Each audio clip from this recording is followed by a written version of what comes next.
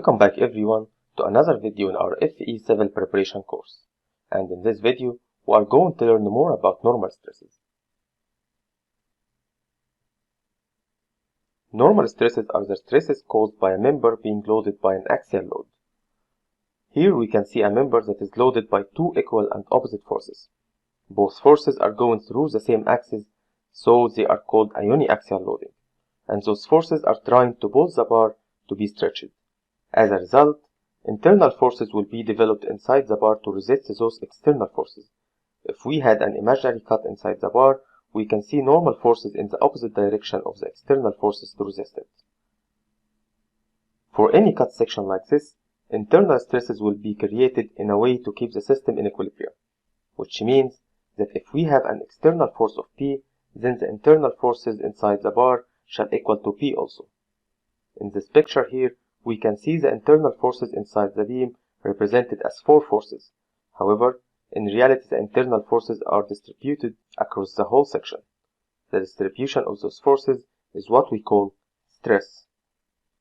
Stress is a quantity that describes the distribution of internal forces inside a body, which were created in a response to an external force.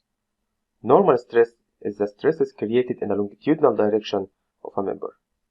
Normal stresses could be either tensile or compression.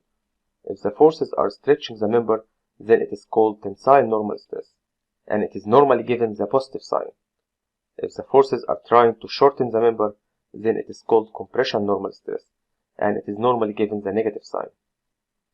Hence, if we assume the external force here to equal P, and the cross-section area of the bar to equal A, it makes sense to say that the normal stress inside the bar shall equal to the value of the force divided by the area of the cross-section, which means that sigma, which is the symbol for the normal stress, shall equal to P over A, which means that the stress unit are force per unit area. It is crucial to understand the transformation between different stress units in this chapter. They are all included in the reference handbook, which you will have in the exam. However, it will be useful if you familiarize yourself with them. It is important to remember that Newton per meter square equals 1 Pascal, and kilonewton per meter square equals kilopascal, while Newton per millimeter square equals megapascal. Also, pound per inch square equals psi, while kib per inch square equals ksi.